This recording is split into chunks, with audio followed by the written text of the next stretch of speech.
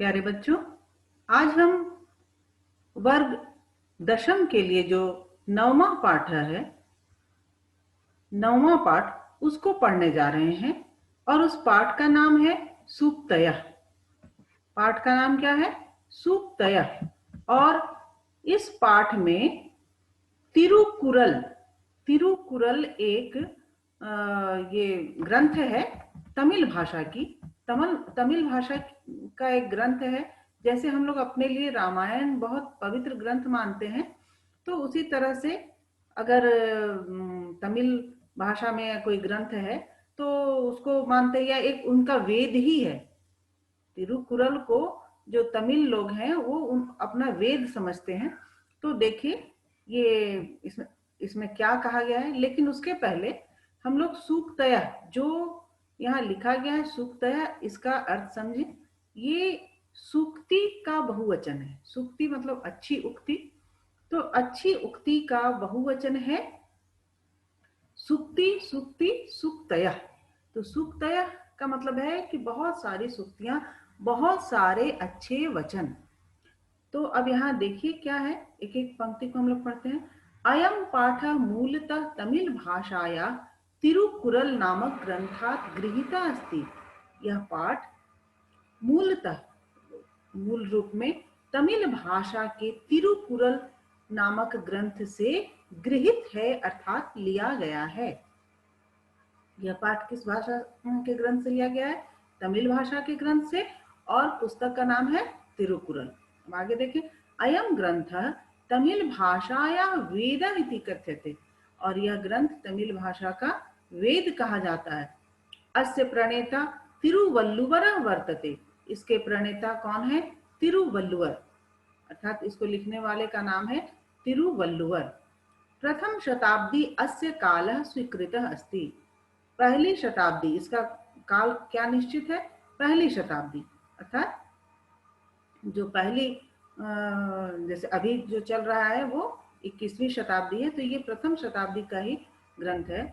धर्मार्थ काम प्रतिपादको अयम ग्रंथ। और यह ग्रंथ किस चीज का प्रतिपादक है? अर्थात इसमें क्या बताया गया है? इसमें धर्म, अर्थ और काम, इन सब को बताया गया है। त्रिषु भागेषु विभक्तो अस्ति। और यह 3 भागों में विभक्त है। जिस तरह से धर्म, अर्थ और काम 3 है, तो ऐसे मोक्ष भी होता है, लेकिन इसमें धर्म, अर्थ और काम, ये 3 भागों में इसको विभक्त किया गया है। तिरु शब्द श्रीवाचक अस्ति। तिरु का मतलब क्या है? श्री। तिरु का अर्थ है श्री। श्री मतलब होता है लक्ष्मी। तो अतः तिरुकुरल शब्दस्य अभिप्रायो वर्तते श्रिया युक्ता वाणी। इसलिए तिरुकुरल नामक जो ग्रंथ है, उस शब्द का जो अर्थ है उसका क्या है अभिप्राय? श्रिया युक्ता वाणी। श्रिया युक्त वाणी अर्थात लक्ष्मी युक्त वाणी। अर्थात जो हम लोग जो भी वाणी बोलते कहते हैं वो बहुत अच्छी होनी चाहिए। अस्मिन् ग्रंथे मानवानां कृते जीवनोपयोगी सत्यम सरस बोध गम्य पद्याय प्रतिपादितम अस्ति। इस ग्रंथ में मानवों के लिए, मनुष्यों के लिए जीवन उपयोगी सत्य और सरस बोध गम्य पद्यों के द्वारा प्रतिपादित। इस ग्रंथ में लोगों के लिए, मनुष्य के लिए जीवन उपयोगी अर्थात अपने जीवन में उपयोग आने वाले ग्रंथों, जो सत्य बातें हैं या अच्छी बातें हैं, जो बोधगम्य बातें हैं, उनको सरल पद्यों के द्वारा प्रतिपादित किया गया है, अर्थात बताया गया है। अब यहाँ से मुख्य श्लोक सब स्टार्ट है। देखिए, पिता यच्छति पुत्राय बाल्ये विद्या धनम महत्।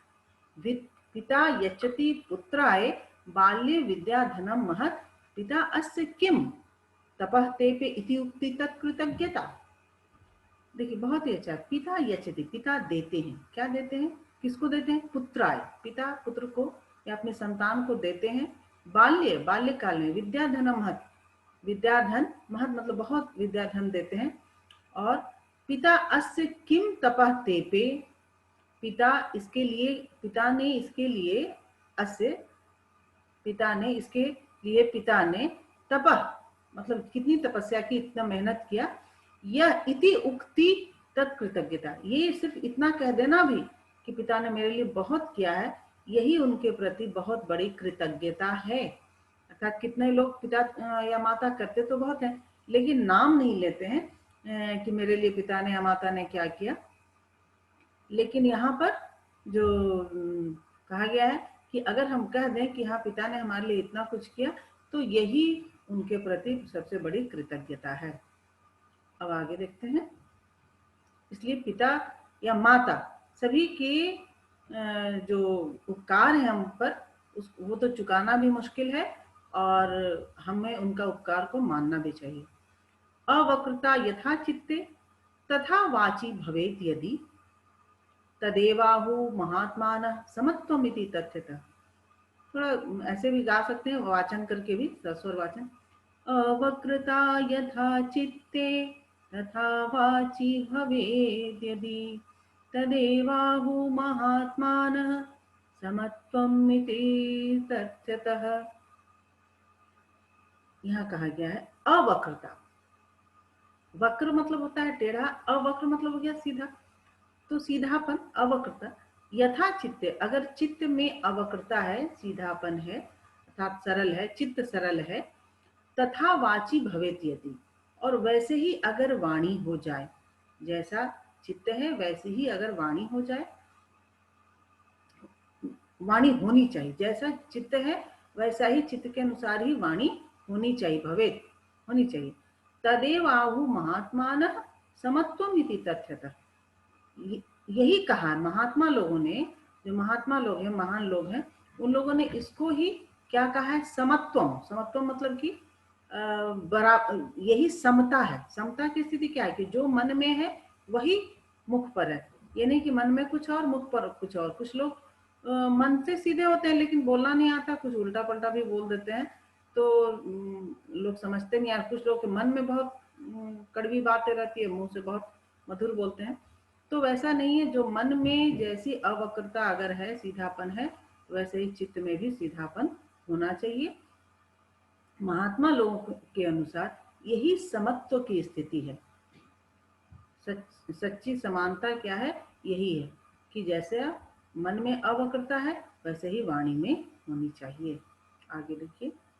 त्यक्त्वा धर्म प्रदाम वाचम परुषाम यह अभ्युदीर्येत परित्यज्य फलम पक्वम भुंगक्ते अपक्वम विमूढ़धि। त्यक्त्वा धर्म प्रदाम वाचम परुषाम यह अभ्युदीर्येत परित्यज्य फलम पक्वम भुंगक्ते अपक्वम विमूढ़धि। यहाँ इसका अर्थ देखिए।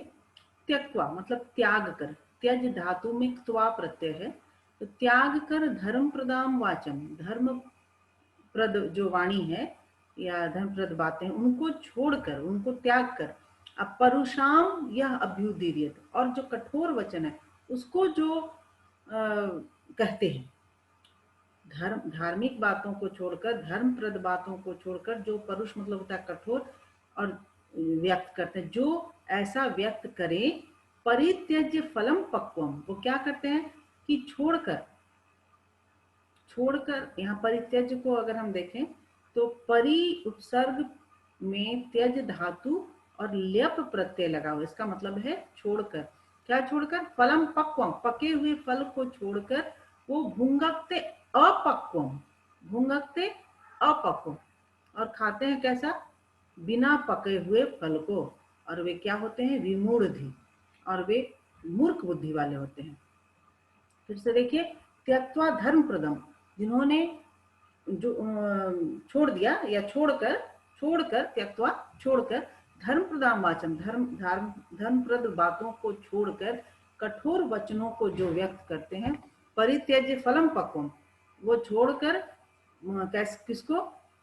पके हुए फल को छोड़कर अपक्वम फल को भुंगक्ते, मतलब जो उसी मूर्ख के समान है जो पके हुए फल को छोड़ देता है और कच्चे फलों को खाता है, वैसे ही मूर्ख के समान है वो। अब अगले श्लोक में देखते हैं। विद्वांस एव लोके अस्मिन् चक्षुष्मन्त प्रकीर्तिता अन्येषां वदने ये तु ते चक्षुर्नामनि मते। अब देखिए, यहाँ पर जो महान लोग हैं वो, उन लोगों के अनुसार क्या है कि क्या कहते हैं, विद्वान से जो विद्वान लोग हैं उनके अनुसार लोके अस्मिन, इस लोक में, इस संसार में चक्षुष्मन्तः प्रकृतिदा, चक्षुष्मन्तः मतलब कि आंख वाले जो हैं वो माने जाते हैं, कौन माने जाते हैं कि उनके पास आंखें हैं अर्थात देखने की शक्ति है। तो जिनके पास अर्थात जो विद्वान हैं वही आंख वाले माने जाते हैं। अन्येषाम वदने, दूसरों के चेहरे पर ये जो है मतलब अर्थात जो आंखें हैं, ते चक्षु नामनी मते, वो सिर्फ नाम की आंखें हैं। अगर आंखें तो सबके चेहरे पर है तो वो सिर्फ नाम की आंखें हैं, बल्कि सच्ची आंखें अर्थात सच्ची दृष्टि किनकी मानी गई, जो विद्वान है इस लोक में उन्हें ही आंख वाला, चक्षुष्मन्तः, चक्षुष्मान से चक्षुष्मन्तः, वे ही आंख वाले हैं। और अन्य के मुख पर या चेहरे पर जो आंखें हैं वो सिर्फ नाम की आंखें हैं। आगे देखिए, यत् प्रोक्तं येन केनापि तस्य तत्त्वार्थ निर्णयः कर्तुं शक्यो भवेद्येन स विवेक इति रीतः। फिर से देखिए, यत् प्रोक्तं येन केनापि तस्य तत्त्वार्थ निर्णयः कर्तुं शक्यो भवेद्येन स विवेक इति रीतः। जो भी कहा गया, जो बातें, यत् प्रोक्तम जो कहा गया, अर्थात किसी के द्वारा कुछ जो भी बातें कही गई, येन केना भी, जैसे भी, कैसे भी, किसी भी तरह की जो बातें कही गई, तस्य तत्वार्थ निर्णय, उसका अर्थ जान, उसके गुण अर्थ क्या है यह जानना, उसका निर्णय करना। कर्तुम शक्यो भवेति, उसको करने में जो सक्षम है, कर्तुम शक्य जो कर सकता है, भवेत मन ऐसी जो है वो येन स विवेक इति रीता, जिनके द्वारा ऐसा किया गया वही विवेकशील माने गए, अर्थात वही सही बुद्धि है। कि सभी बातें हम लोग डायरेक्ट नहीं बोलते हैं, जैसे मान लिया कोई कहावत है, कोई मुहावरा है, ऐसा कहते हैं तो उसके अर्थ को अगर हम जानेंगे तभी समझ पाएंगे। तो जो लोग ऐसा समझ लेते हैं वही वास्तव में बुद्धि वाले हैं, उन्हीं की ये बुद्धि सही मानी जाती है। जो कहा गया, यत् प्रोक्तम येन केनापि, जो भी किसी के द्वारा जो कुछ भी कहा गया, तस्य तत्वार्थ निर्णय, उसके तत्वार्थ का निर्णय, कर्तुम शक्यो भवेत येन, जो कर सकने में, जिसके द्वारा कर सकने में, अर्थात जो भी व्यक्ति सक्षम है वही विवेक है। इसलिए विवेकशील किनको कहा गया कि किसी भी तरह के बातों को जो समझ जाने में सक्षम है वही विवेकशील है। आगे देखिए अगले श्लोक में, मंत्री, सही अच्छे मंत्री जो कौन है, सच्चे मंत्री, उनकी विशेषता बतलाई गई है। वाक्पटु धैर्यवान मंत्री सभायामपि अकातरः स केनापि प्रकारेण परैर्न परिभूयते। फिर से देखिए, वाक्पटु धैर्यवान मंत्री सभायामपि अकातरः स केनापि प्रकारेण परैर्न परिभूयते। अर्थात जो मंत्री होते हैं वे वाक्पटु, अगर मंत्री जो है वो वाक्पटु, वाक्पटु का मतलब कि बोलने में सक्षम, वाची पटु, अगर इसको समासिक विग्रह किया जाए तो बोलने में जो निपुण है तो वाक्पटु। तो धैर्यवान, बोलने में निपुण है अर्थात वाक्पटुता है उनमें, धैर्यवान है, धैर्य भी रखते हैं, और सभायाम अपि अकात्र, और सभा में भी निडर रहते हैं, निडर होकर के सभा में कोई बातें अगर रखनी है तो निडर होकर के रखते हैं। स केनापि प्रकारेण परय न परिभूत, वह किसी भी प्रकार से, केनापि किसी भी, वह किसी भी प्रकार से परय न परिभूत, दूसरों के द्वारा हराया नहीं जाता, अर्थात वह किसी से हार नहीं पाता।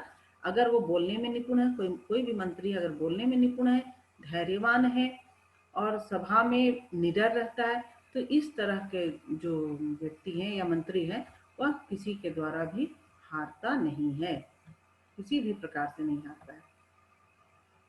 अगले श्लोक की ओर चलें, नंबर 7।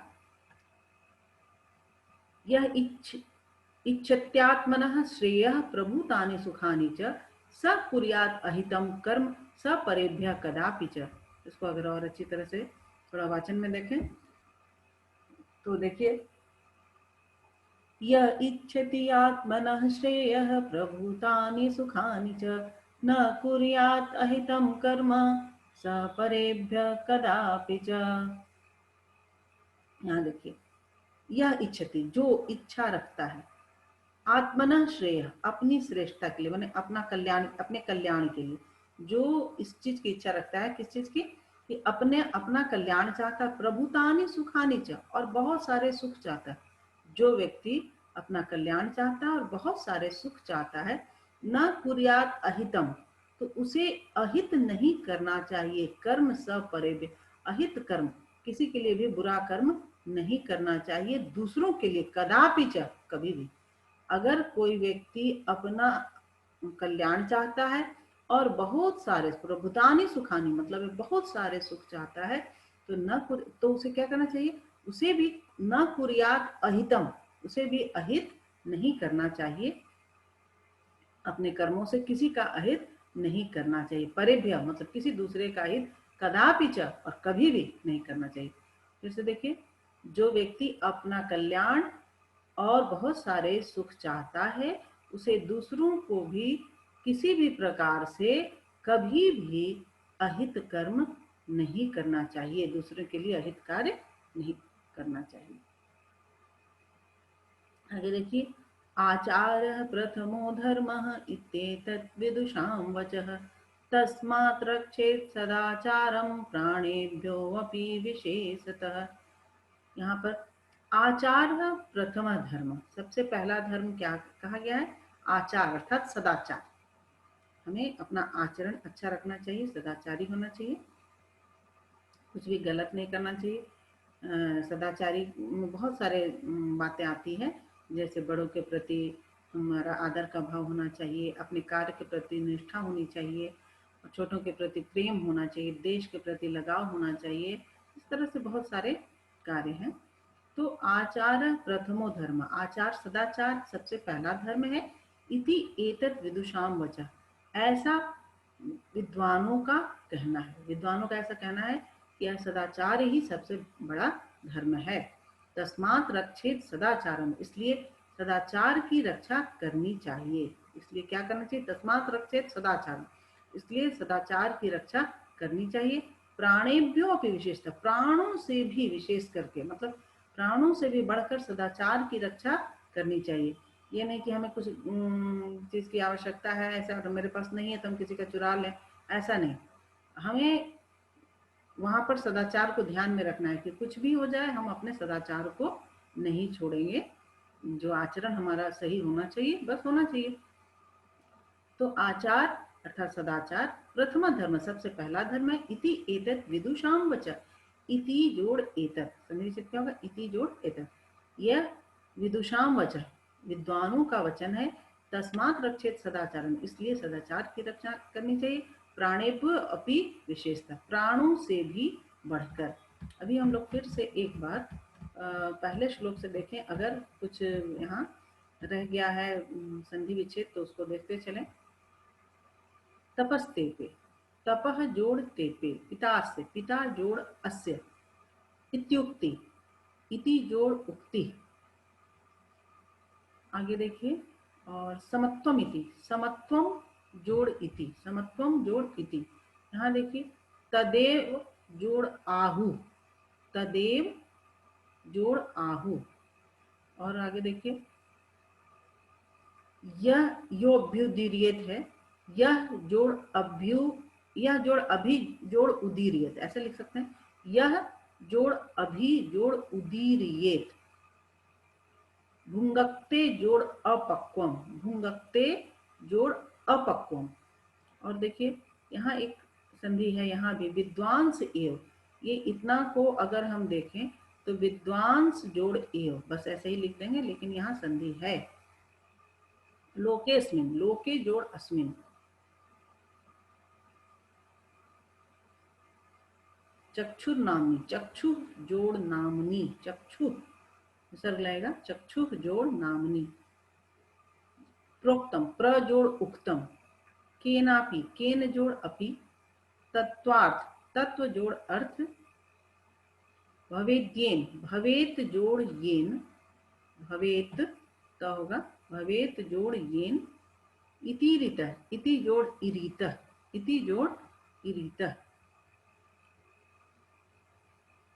सभायामप्यकातरः, सभायाम जोड़ अपि जोड़ अकातरः, सभायाम जोड़ अपि जोड़ अकातरः, केनापि, केन जोड़ अपि, आगे देखिए, इच्छत्यात्मनः, इच्छति जोड़ आत्मनः, कुर्यादहितम, कुर्यात, कुर्यात तो होगा कुर्यात जोड़ अहितम, कदापि, कदा जोड़ अपि, इत्येतत्, इति जोड़ एतत्, सदाचारम, सत जोड़ आचारम, प्राणेभ्यो अपि, प्राणेभ्यः जोड़ अपि।